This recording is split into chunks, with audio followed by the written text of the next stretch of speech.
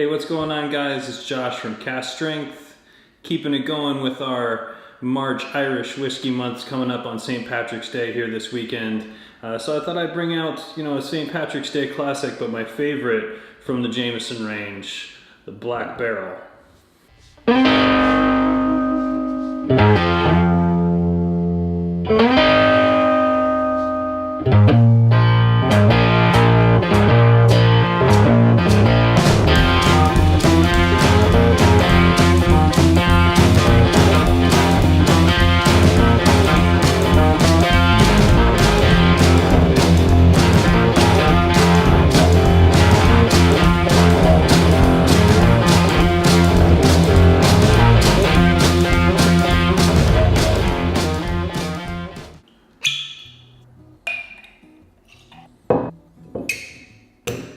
So Jameson Black Barrel is a blended Irish whiskey similar to the regular Jameson, comes in the green bottle, still 40%.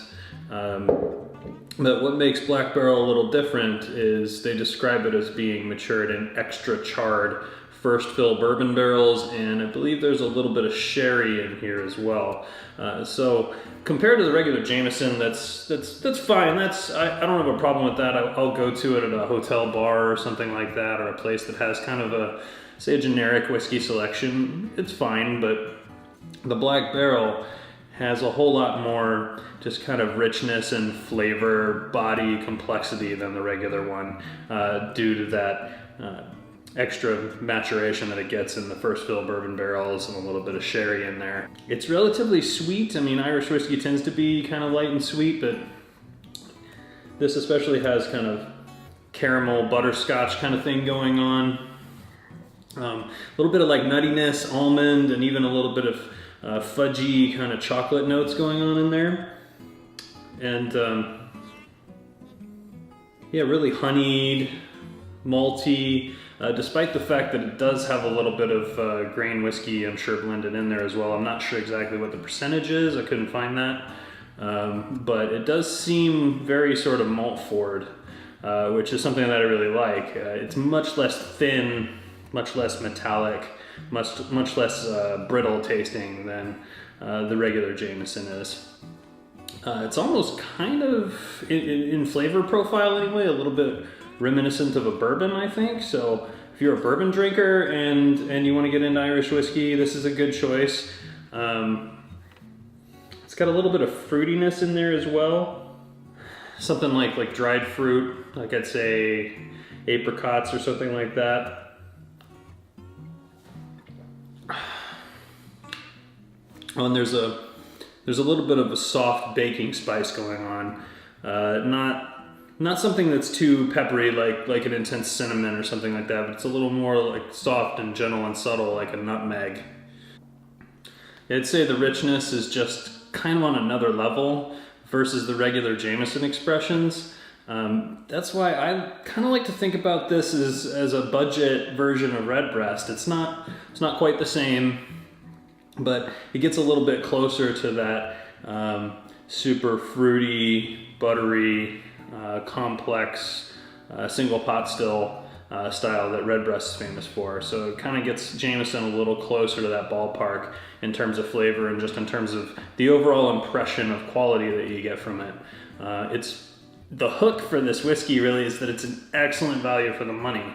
I mean, I think this one was about $30, $35. That's pretty solid. There's whiskeys to be had for cheaper, and there's whiskeys at this same price point for sure that don't give you as rich and complex and satisfying of a experience as the Black Barrel does. That's not to say that it's overly complex. I think you can still tell that there's a bit of grain whiskey in there. It's, if you were to try this, and I have, I've tried this side by side with some other things more in the budget line, like the Sexton and a few others, and then I've had Green Spot and Redbreast along in the same line, sort of a blind flight. And in that context, the difference between something like this and its kind of counterparts on the shelf, stuff that's its peers at the same price point, the difference is obvious when you try them side by side. Even blind, when you don't know which is which, the red breast and the green spot, they really just jump out as being a higher quality, richer, more complex whiskey. But that said, for half the price roughly, this really can't be beat. And I know I've been a little all over the place on my rating scale. I still haven't really nailed one down. Vito's got his level 1, 2, 3, 4, 5, and then we all know what the Brad scale is. So I guess I'll just stick for now with the out of 10. If I were judging this like blind on its merits alone, I might give it a 7 out of 10. But just because of the sheer value for money, yes, it's a blended whiskey. Yes, it's 40%, but for around $30, it's just a steal. So I have to give it a solid 8 out of 10. Yes, I've had Irish whiskey that's of higher quality than this, but generally that Irish whiskey that's higher quality tends to come with a much higher price point. So well done, Jameson. Like I said, I'm fine with the regular expression. I've had some of the Cooper's Crows and the Distiller's Safe and the Blender's Dog, and those are all kind of cool, but really for my money, this one blows them all away. So there's really no reason for me, and unless you're having a party or something like that and you get the giant bottle of Jameson, there's really no reason for me to get anything but this, at least at that sort of price tier in their offerings. Black Barrel steals the show for sure. So yeah, I think that's it. There's really not a whole lot else to say about it.